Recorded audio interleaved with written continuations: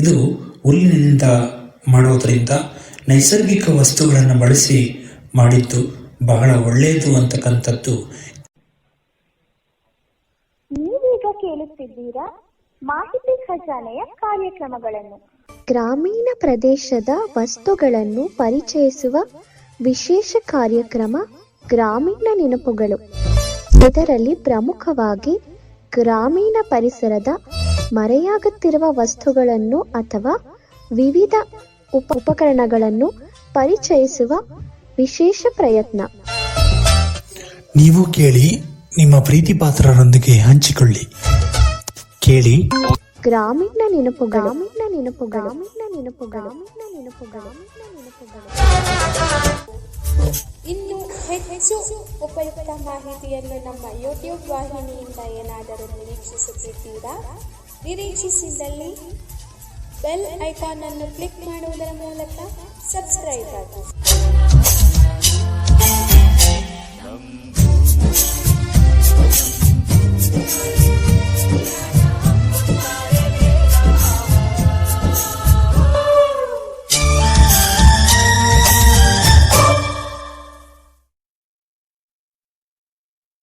ಮಾಹಿತಿ ಖಜಾನೆಗೆ ಸ್ವಾಗತ.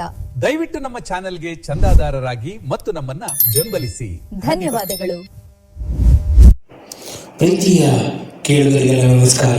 ಮಾಹಿತಿ ಖಜಾನೆಯ ಇವತ್ತಿನ ಗ್ರಾಮೀಣ ನೆನಪುಗಳು, ಗ್ರಾಮೀಣ ಪರಿಸರದಲ್ಲಿ ಬಳಸುವ ವಿವಿಧ ಉಪಕರಣಗಳ ಪರಿಚಯಿಸ್ತಕ್ಕಂಥ ಪ್ರಯತ್ನದಲ್ಲಿ ನಾವು ಮುಂದೆ ಸಾಗ್ತಾ ಇದ್ದೀವಿ.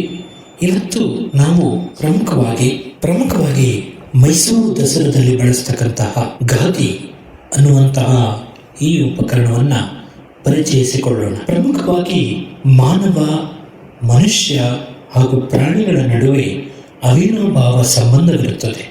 ಅಲ್ಲಿ ಸಾಕಷ್ಟು ಬದಲಾವಣೆಗಳು, ಮುನ್ನೋಟಗಳು, ಮುನ್ನುಡಿಗಳು ಇವೆಲ್ಲವೂ ಕೂಡ ಕಂಡುಬರುತ್ತವೆ. ಮೈಸೂರು ದಸರಾದಲ್ಲಿ ಗಜಪಡೆ ಅಂತಕ್ಕಂಥದ್ದು ಬಹಳ ಪ್ರಾಧಾನ್ಯವಾದಂತಹ ಒಂದು ಸ್ಥಾನವಾಗಿ ಮೈಸೂರು ದಸರಾದಲ್ಲಿ ಕಂಡುಬರುತ್ತವೆ. ಮೈಸೂರು ದಸರಾದಲ್ಲಿ ಬಳಸ್ತಕ್ಕಂತಹ ಆನೆಗಳಿಗೆ ಬಳಸ್ತಕ್ಕಂತಹ ಗಾದಿ ಎನ್ನುವಂತಹ ಈ ವಿಶಿಷ್ಟ ಉಪಕರಣವನ್ನು ಇವತ್ತಿನ ಸಂಚಿಕೆಯಲ್ಲಿ ಪರಿಚಯ ಮಾಡಿಕೊಳ್ಳೋಣ.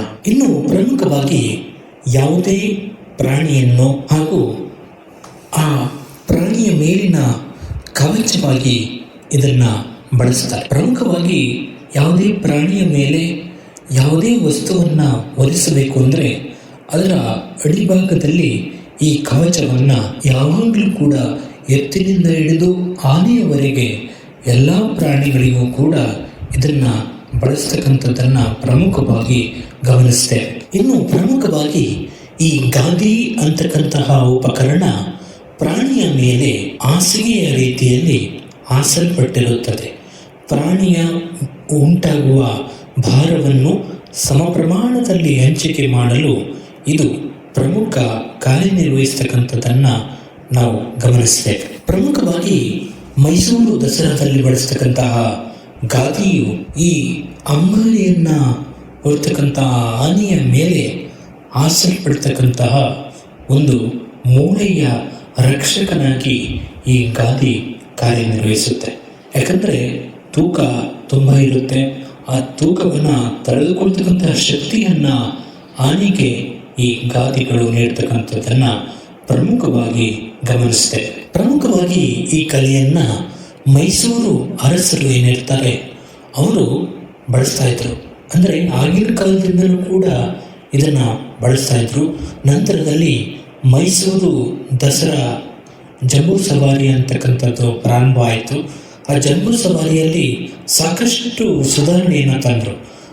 ಮೊದಲು ಮನುಷ್ಯ ಅಂದರೆ ರಾಜರೇ ಅದರ ಮೇಲೆ ಕೂತ್ಕೊಂಡು ಹೋಗ್ತಾ ಇದ್ರು. ನಂತರದಲ್ಲಿ ಚಾಮುಂಡೇಶ್ವರಿ ಮೂರ್ತಿಯನ್ನು ಆ ಒಂದು ಅಂಬಾರಿಯ ಒಳಗಡೆ ಇರಿಸಲಾಯಿತು. ಹೀಗೆ ಬಹಳಷ್ಟು ಬದಲಾವಣೆಗಳ ನಂತರದಲ್ಲಿ ಈ ಗಾದಿ ಇರ್ತಕ್ಕಂಥದ್ದನ್ನು ಬಳಸೋದಕ್ಕೆ ಪ್ರಾರಂಭ ಮಾಡಿದ್ರು. ಯಾಕಂದರೆ ಆನೆಯು ಕೂಡ ಒಂದು ಜೀವಿ, ಮನುಷ್ಯನಾಗೆ ಅದಕ್ಕೂ ಕೂಡ ನೋವಾಗುತ್ತೆ ಅನ್ನುವಂಥ ಉದ್ದೇಶದಿಂದ ಇದನ್ನು ಬಳಸೋದಕ್ಕೆ ಪ್ರಾರಂಭ ಮಾಡಿದ್ರು. ಪ್ರಮುಖವಾಗಿ ದಸರಾದಲ್ಲಿ ಬಳಸ್ತಕ್ಕಂಥ ಆನೆಗಳ ನಡಿಗೆಯನ್ನು ಗಮನಿಸಿಕೊಂಡು ನಾವು ಗಾದಿಯನ್ನು ಪ್ರಮುಖವಾಗಿ ಈ ಭಾಗದ ಜನರು ಅಂದರೆ ಕುಶಲಕರ್ಮಿಗಳು ತಯಾರು ಮಾಡ್ತಾರೆ. ಆ ತಯಾರಿಕೆ ಅಂತಕ್ಕಂಥದ್ದೇನಿದೆ ಇದು ಬಹಳ ಮುಖ್ಯ ಆಗುತ್ತೆ. ಯಾಕಂದರೆ ಹೇಗೆ ಬೇಕಾಗಿ ತಯಾರು ಮಾಡಿ ಅದನ್ನು ಆನೆ ಮೇಲೆ ಹಾಕೋದಕ್ಕೆ ಆಗಲ್ಲ. ಆನೆಯ ಗಾತ್ರ ಹಾಗೆ ಆನೆಯ ಅದನ್ನು ತಡ್ಕೊಳ್ಳುತ್ತಾ ಅನ್ನೋದನ್ನು ಕೂಡ ಗಮನಿಸಿಕೊಂಡು ಇದನ್ನು ಬಳಸೋದು ಸೂಕ್ತವಾಗುತ್ತೆ. ಇನ್ನು ಗಾದಿಯನ್ನು ಬಳಸ್ತಕ್ಕಂಥ ಸಂದರ್ಭದಲ್ಲಿ ಒಂದಿಷ್ಟು ಪದರಗಳನ್ನು ಬಳಸಲಾಗುತ್ತೆ. ತೆಂಗಿನ ನಾರು ಇರ್ಬೋದು, ಗೋಣಿ ಚೀಲ ಇರ್ಬೋದು, ಇವನ್ನೆಲ್ಲ ಹಾಕಿ ನಂತರದಲ್ಲಿ ಭತ್ತದ ಹೊಟ್ಟು ಅಥವಾ ಭತ್ತದ ಹುಲ್ಲು ಇವೆಲ್ಲವನ್ನು ಹಾಕಿ ನಂತರದಲ್ಲಿ ಅದನ್ನು ಮೇಲ್ಗಡೆ ಕೂರಿಸೋದಕ್ಕೆ, ಅಂಬಾರಿಯನ್ನು ಕೂರಿಸೋದಕ್ಕೆ ಸಹಾಯ ಮಾಡುತ್ತೆ. ಇದು ಕೇವಲ ಅಂಬಾರಿಗಷ್ಟೇ ಅಲ್ಲ, ಗಾದಿ ಅಂತಕ್ಕಂಥದ್ದು ಯಾವುದೇ ಒಂದು ಪ್ರಾಣಿಯನ್ನು ರಕ್ಷಣೆ ಮಾಡೋದಕ್ಕೆ ಅಥವಾ ಮನುಷ್ಯರಿಗೆ ಒಂದು ಕೂತ್ಕೊಳ್ಳೋದಕ್ಕೆ ಕೂಡ ಇದು ಸಹಾಯ ಮಾಡುತ್ತೆ. ಯಾಕಂದರೆ ಎಲ್ಲೋ ಜಾತ್ರೆ ಇರುತ್ತೆ, ಆ ಜಾತ್ರೆಗೆ ಹೋಗಿರ್ತೀವಿ, ಅಲ್ಲಿ ಕೂತ್ಕೊಳ್ಳೋದಕ್ಕೆ ಸ್ಥಳ ಇರಲ್ಲ, ಸ್ಥಳಾವಕಾಶ. ಆಗ ಈ ಗಾದಿಯನ್ನು ಹಾಸ್ಕೊಂಡು ಆರಾಮಾಗಿ ಕೂತ್ಕೊಳ್ಳೋದಕ್ಕೂ ಕೂಡ ಇದು ಸಹಾಯ ಮಾಡುತ್ತೆ. ಇನ್ನು ಗಾದಿಯನ್ನು ತಯಾರು ಮಾಡ್ತಕ್ಕಂಥ ಸಂದರ್ಭದಲ್ಲಿ ಒಡಕೆ ಹುಲ್ಲು ಅಂತಕ್ಕಂತಹ ವಿಶಿಷ್ಟ ಜಾತಿಯ ಹುಲ್ಲನ್ನು ಬಳಸಲಾಗುತ್ತೆ. ಇದು ಒಳಭಾಗದಲ್ಲಿ ಇರ್ತಕ್ಕಂಥದ್ದನ್ನು ಪ್ರಮುಖವಾಗಿ ಇದು ಒಂದು ಕಚ್ಚಾ ವಸ್ತುವಾಗಿರ್ತಕ್ಕಂಥದ್ದನ್ನು ನಾವು ಗಮನಿಸ್ತೇವೆ. ಈ ಹುಲ್ಲು ಪ್ರಮುಖವಾಗಿ ಕೆರೆ ಹಾಗೂ ಕೆರೆಯ ಬದುಗಳು ಇವುಗಳಲ್ಲಿ ಬೆಳೆಯುತ್ತೆ. ಇದು ಒಣಗಿದ ನಂತರವೂ ದಪ್ಪವಾಗಿದ್ದು ತನ್ನ ಸ್ಥಿತಿಸ್ಥಾಪಕತ್ವವನ್ನು ಕಳೆದುಕೊಳ್ಳೋದಿಲ್ಲ. ಅಂದರೆ ಇದು ಒಣಗಿದ್ರೆ ಚೂರು ಚೂರಾಗೋದಾಗಲಿ ಅಥವಾ ಪೀಸ್ ಆಗೋದಾಗಲಿ ಈ ಥರದ್ದು ಆಗಲ್ಲ. ಆದ್ದರಿಂದ ಇದು ಗಟ್ಟಿಮುಟ್ಟಾಗಿರ್ತಕ್ಕಂಥದ್ದನ್ನು ಪ್ರಮುಖವಾಗಿ ಗಮನಿಸ್ತೇವೆ. ಇದರ ಜೊತೆಗೆ ಭತ್ತದ ಹುಲ್ಲನ್ನು ಕೂಡ ಬಳಸ್ತಾರೆ. ಒಂದು ಆನೆಯ ಗಾದಿಯನ್ನು ಪ್ರಮುಖವಾಗಿ 5ರಿಂದ 6 ಅಡಿ ಉದ್ದ ಹಾಗೂ 5 ಅಡಿ ಅಗಲ ಇರತಕ್ಕಂಥದ್ದನ್ನು ಪ್ರಮುಖವಾಗಿ ಗಮನಿಸ್ತೇವೆ. ಆನೆಯ ಗಾತ್ರಕ್ಕೆ ಅನುಸಾರವಾಗಿ ಇದು ಬದಲಾಗ್ತಕ್ಕಂಥದ್ದನ್ನು ಕೂಡ ಪ್ರಮುಖವಾಗಿ ಗಮನಿಸ್ತೇವೆ. ಸಾಮಾನ್ಯವಾಗಿ ಗ್ರಾಮೀಣ ಪರಿಸರದಲ್ಲಿ ಬಳಸ್ತಕ್ಕಂಥ ಜನರು ಇದನ್ನು ಚಾಪೆಯ ರೀತಿಯಲ್ಲಿಯೂ ಕೂಡ ಬಳಸ್ಕೊಳ್ತಕ್ಕಂಥದ್ದನ್ನು ಪ್ರಮುಖವಾಗಿ ಗುರುತಿಸುತ್ತೇವೆ. ಇನ್ನು ಇದನ್ನು ಹೊಲಿಗೆ ಮಾಡ್ತಕ್ಕಂಥವರು ಕೂಡ ಪ್ರಮುಖವಾಗಿ ಆನೆಗಳಿಗೆ ಬಳಸ್ತಕ್ಕಂಥ ಗಾದಿಗಳಲ್ಲಿ ಪ್ರಮುಖವಾಗಿ ಹುಲ್ಲು ಆ ಕಡೆ ಈ ಕಡೆ ಚಲಿಸದಂತೆ ಗಟ್ಟಿಯಾಗಿ ಸೆಣಬಿನ ದಾರವನ್ನು ಬಳಸಿ ದೊಡ್ಡ ಸೂಜಿಯನ್ನು ಬಳಸಿಕೊಂಡು ಇದನ್ನು ಎಳೆಯಲಾಗುತ್ತದೆ. ಪ್ರಮುಖವಾಗಿ ಈ ಗಾದಿ ಅಂತಕ್ಕಂಥ ಉಪಕರಣ ಏನಿದೆ, ಆನೆಯ ಮೇಲೆ ಹೆಚ್ಚು ಭಾರ ಬೀಳಬಾರದು ಅನ್ನುವಂತಹ ಉದ್ದೇಶದಿಂದ ಅದು ಎಲ್ಲ ಕಡೆಯೂ ಕೂಡ ಆ ಭಾರ ಹಂಚಿ ಹೋಗಬೇಕು ಅಂತಕ್ಕಂಥ ಉದ್ದೇಶದಿಂದ ಮೈಸೂರು ದಸರಾದಲ್ಲಿ ಬಳಸ್ತಕ್ಕಂತಹ ಈ ಒಂದು ಗಾದಿಯು ಪ್ರಮುಖವಾದ ಕಾರ್ಯನಿರ್ವಹಿಸ್ತಕ್ಕಂಥದ್ದನ್ನು ನಾವು ಗಮನಿಸ್ತೇವೆ. ಇನ್ನು ಪ್ರಮುಖವಾಗಿ ಇದು ಚರ್ಮದ ಆರೋಗ್ಯವನ್ನು ಕಾಪಾಡಿಕೊಳ್ಳೋದಕ್ಕೂ ಕೂಡ ಈ ಗಾದಿ ಸಹಾಯ ಮಾಡ್ತಕ್ಕಂಥದ್ದನ್ನು ಗಮನಿಸ್ತೇವೆ. ಸ್ಪೈನಲ್ ಮೂಳೆಗಳು ಅಂತಕ್ಕಂಥದ್ದು ಇರುತ್ತೆ, ಆನೆಗಳಿಗೂ ಕೂಡ ಮೂಳೆಗಳಿರ್ತವೆ. ಆ ಮೂಳೆಗಳಿಗೆ ಸವೆತ ಉಂಟಾಗದಾಗೆ ಈ ತಡೆಯೋದಕ್ಕೂ ಕೂಡ ಇದು ಸಹಾಯ ಮಾಡ್ತಕ್ಕಂಥದ್ದನ್ನು ಪ್ರಮುಖವಾಗಿ ಗುರುತಿಸುತ್ತೇವೆ. ಇನ್ನು ಪ್ರಮುಖವಾಗಿ ಗಾದಿ ಕಲೆಗಾರಿಕೆ ಅಂತಕ್ಕಂಥ ವಿಷಯವನ್ನು ತಗೊಂಡು ಅದಕ್ಕೆ ಸಂಬಂಧಪಟ್ಟಂತೆ ಒಂದಿಷ್ಟು ಮಾಹಿತಿಯನ್ನು ನೋಡೋಣ. ಗಾದಿ ಕಲೆಗಾರಿಕೆ ಅಂತಕ್ಕಂಥದ್ದು ಎಲ್ರಿಗೂ ಬರೋದಕ್ಕೆ ಸಾಧ್ಯ ಇಲ್ಲ. ಇದು ಪ್ರಮುಖವಾಗಿ ಹಾಲೂರು, ಸಕಲೇಶ್ವರ ಹಾಗೂ ಮತ್ತಿಗೋಡು ಹಾಗೆ ಕೊಡಗಿನ ಕೆಲವು ಭಾಗಗಳಲ್ಲಿ ಇದು ಪ್ರಮುಖವಾಗಿ ಬಳಸಲ್ಪಡ್ತಾ ಇದೆ. ಯಾಕಂದರೆ ಅಲ್ಲಿ ಆನೆಯ ಶಿಬಿರ ಇರೋದ್ರಿಂದ ಅಲ್ಲಿ ಹೆಚ್ಚು ಇದು ಬಳಕೆಯಲ್ಲಿರೋದ್ರಿಂದ ಅಂತಹ ಪ್ರದೇಶಗಳಲ್ಲಿ ಹೆಚ್ಚಾಗಿ ಇದನ್ನು ಬಳಸಲಾಗುತ್ತೆ. ಇನ್ನು ಪ್ರಮುಖವಾಗಿ ಸ್ಥಳೀಯ ಉಪಕರಣಗಳು ಅಂದರೆ ಸ್ಥಳೀಯ ಕಚ್ಚಾ ವಸ್ತುಗಳನ್ನು ಬಳಸಿಕೊಂಡು ಈ ಗಾದಿಯನ್ನು ತಯಾರು ಮಾಡಲಾಗುತ್ತೆ. ಹೆಚ್ಚು ಆನೆಗಳಿರ್ತಕ್ಕಂಥ ಪ್ರದೇಶಗಳಲ್ಲಿ ಈ ಗಾದಿಯನ್ನು ಬಳಸಲಾಗುತ್ತೆ. ಈ ಗಾದಿ ಅಂತಕ್ಕಂತಹ ಉಪಕರಣ ತನ್ನದೇ ಆದ ಮಹತ್ವವನ್ನು ಪಡ್ಕೊಂಡಿದ್ದು ತನ್ನದೇ ಆದ ವಿಶಿಷ್ಟ ನೆಲೆಯಲ್ಲಿ ಕಂಡು ಬಂದಿರತಕ್ಕಂಥದ್ದನ್ನು ಕೂಡ ಪ್ರಮುಖವಾಗಿ ಗುರುತಿಸುತ್ತೇವೆ. ಇನ್ನು ಇತ್ತೀಚಿನ ಸನ್ನಿವೇಶಗಳಲ್ಲಿ ಇದರ ಬಳಕೆ ಕೂಡ ಕಡಿಮೆ ಆಗ್ತಾ ಇದೆ. ಇದನ್ನು ಕಲಿತಕ್ಕಂತಹ ಯುವ ಪೀಳಿಗೆ ಕೂಡ ಕಡಿಮೆ ಆಗ್ತಾ ಇದೆ.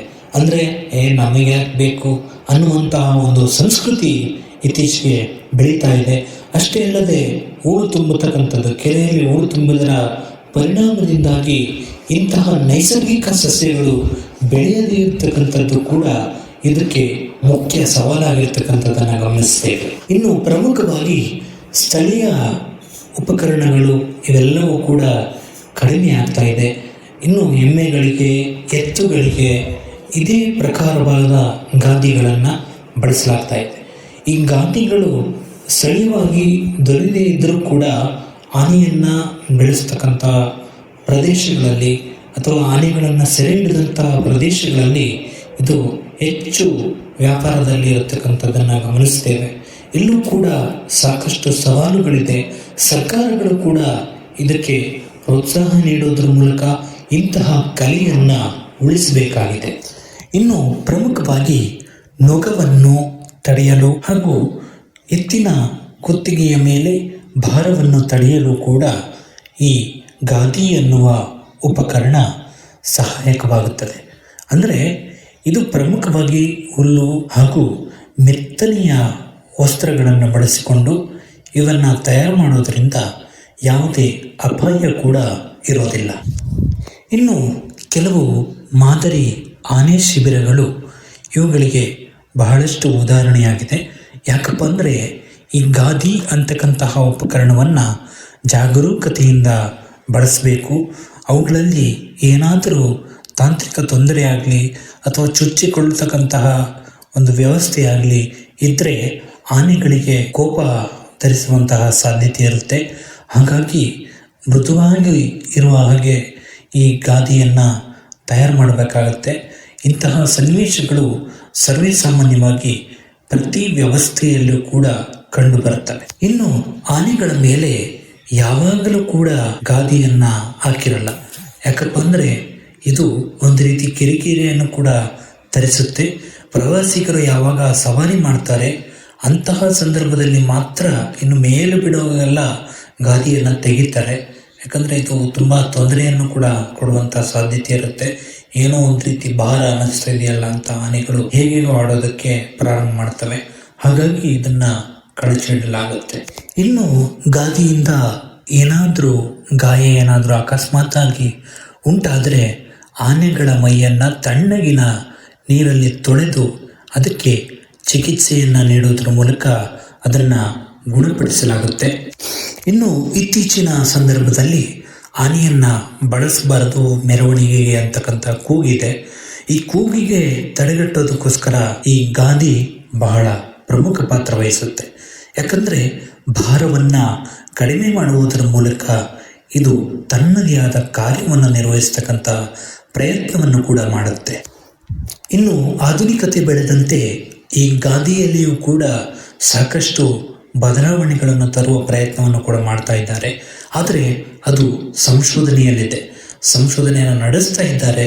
ಆದರೆ ಈ ಗಾದಿ ತಯಾರಕರು ಏನು ಹೇಳ್ತಾರಪ್ಪ ಅಂದರೆ ಈ ಗಾದಿ ತಯಾರಿಕೆ ಅಂತಕ್ಕಂಥದ್ದೇನಿದೆ ಇದು ಹುಲ್ಲಿನಿಂದ ಮಾಡೋದರಿಂದ ನೈಸರ್ಗಿಕ ವಸ್ತುಗಳನ್ನು ಬಳಸಿ ಮಾಡಿದ್ದು ಬಹಳ ಒಳ್ಳೆಯದು ಅಂತಕ್ಕಂಥದ್ದು ಕೆಲವು ನೈಸರ್ಗಿಕ ಗಾದಿ ತಯಾರಿಕರ ಒಂದು ಅನುಭವ ನಾವಿಲ್ಲಿ ಹೇಳ್ಬೋದು. ಇನ್ನು ಪ್ರತಿ ವರ್ಷ ಕೂಡ ಈ ಗಾದಿಯನ್ನು ತಯಾರು ಮಾಡ್ತಾರೆ. ಯಾಕಪ್ಪ ಅಂದರೆ ಅದರ ತೂಕದ ಅನುಸಾರವಾಗಿ ಈ ಗಾದಿಯನ್ನು ತಯಾರು ಮಾಡಲಾಗುತ್ತೆ. ಆ ತೂಕ ಅದು ಹೆಚ್ಚು ಇರಬಾರ್ದು, ಹಾಗೆ ನೇರವಾಗಿ ಆನೆಯ ಪಾದಕ್ಕೆ ತೂಕ ಬೀಳದ ಹಾಗೆ ನೋಡ್ಕೋಬೇಕು. ಯಾಕಂದರೆ ಅದು ಆನೆಯೇ ತೂಕ ಇರುತ್ತೆ, ಅದರ ತೂಕನೇ ಅದರ ಪಾದಕ್ಕೆ ಬೀಳುತ್ತೆ. ಹಾಗಾಗಿ ಹೆಚ್ಚು ತೂಕ ಬೀಳದ ಹಾಗೆ ಕೂಡ ಇಲ್ಲಿ ನೋಡ್ಕೋಬೇಕಾಗುತ್ತೆ. ಇನ್ನು ಗಾದಿಯನ್ನು ಮರುಬಳಕೆ ಮಾಡಬಹುದು, ಆದರೆ ಸಾಕಷ್ಟು ಒಣಗಬೇಕದು. ಒಣಗಿದ ನಂತರ ಒಂದು ಬಾರಿ ತೆಗೆದುಬಿಟ್ರೆ ಅದನ್ನು ಒಣಗಿಸುವವರೆಗೂ ಮತ್ತೆ ಉಪಯೋಗಿಸೋಕ್ಕಾಗಲ್ಲ. ಹಾಗೆ ಆನೆಯ ಮೇಲೆ ಬಳಸಿದಂತಹ ಗಾದಿಯನ್ನು ಒಳಗಡೆ ಹುಲ್ಲು ಇರುತ್ತಲ್ಲ ಅದನ್ನು ಈ ಗೊಬ್ಬರವಾಗಿಯೂ ಕೂಡ ಬಳಸ್ತಾರೆ. ಸಾರಜನಕ ಹೆಚ್ಚಾಗಿರುತ್ತೆ ಆನೆಯ ಒಂದು ಗೊಬ್ಬರದಲ್ಲಿ, ಅಂದರೆ ಆನೆಯ ಹುಲ್ಲಿನ ಒಂದು ಪ್ರಮಾಣದಲ್ಲಿ. ಇನ್ನು ಈ ಗಾದಿ ಅಂತಕ್ಕಂಥದ್ದು ಮನುಷ್ಯ ಹಾಗೂ ಪ್ರಾಣಿಯ ನಡುವಿನ ಕರುಣೆಯ ಒಂದು ಸಂಕೇತ ಅಂತಲೇ ಹೇಳ್ಬೋದು. ಅಂದರೆ ಅಂಬಾರಿಯನ್ನು ಹೊರ್ತಕ್ಕಂಥ ಆನೆಯ ಹಿಂದೆ ಈ ಗಾದಿಯ ಪಾತ್ರ ಇದೆ ಅಂತಂದರೆ ನಿಜಕ್ಕೂ ಕೂಡ ಎಲ್ಲರೂ ಮೆಚ್ಚತಕ್ಕಂತಹ ವಿಷಯ ಅಂತಲೇ ಹೇಳ್ಬೋದು. ಇನ್ನು ಕೊನೆಯದಾಗಿ ಹೇಳೋದಾದರೆ, ಯಾವುದೇ ಒಂದು ಉಪಕರಣ ತನ್ನದೇ ಆದ ಪರಂಪರೆ ಸಂಸ್ಕೃತಿಯನ್ನು ಉಳಿಸಿಕೊಂಡಿದೆ. ಇಂದಿಗೂ ಕೂಡ ಸಾಕಷ್ಟು ಉಪಕರಣಗಳು ಬಳಕೆಯಲ್ಲಿ ಇಲ್ಲದೇ ಇರತಕ್ಕಂಥದ್ದನ್ನು ಕೂಡ ನಾವು ಗಮನಿಸ್ತೇವೆ. ಆದರೂ ಕೂಡ ಇಂತಹ ಉಪಕರಣಗಳು ಮುಂಚೂಣಿಗೆ ಬರಬೇಕು, ಪ್ರಪಂಚದಾದ್ಯಂತ ಇದರ ಬಳಕೆಯಾಗಬೇಕು. ಪ್ರಾಣಿ ಸ್ನೇಹಿ ವಸ್ತುಗಳನ್ನು ಬಳಸಿ ಪ್ರಾಣಿಗಳನ್ನು ಪೋಷಣೆ ಮಾಡ್ತಕ್ಕಂಥದ್ದು ಪ್ರತಿಯೊಬ್ಬ ಮನುಜನ ಕರ್ತವ್ಯವಾಗಬೇಕು ಅಂತ ಹೇಳ್ತಾ ಇವತ್ತಿನ ಈ ಸಂಚಿಕೆಯನ್ನು ಮುಗಿಸ್ತಾ ಇದ್ದೀನಿ. ಮತ್ತೊಮ್ಮೆ ಮುಂದಿನ ಸಂಚಿಕೆಯಲ್ಲಿ ಮತ್ತಷ್ಟು ವಿಶೇಷತೆಯೊಂದಿಗೆ ಭೇಟಿಯಾಗೋಣ. ಅಲ್ಲಿಯವರೆಗೂ ಮಾಹಿತಿ ಖಜಾನೆಯ ಕಾರ್ಯಕ್ರಮಗಳನ್ನ ಕೇಳ್ತಾ ಇರಿ. ಎಲ್ರಿಗೂ ಒಳ್ಳೆಯದಾಗಲಿ. ಜೈ ಹಿಂದ್.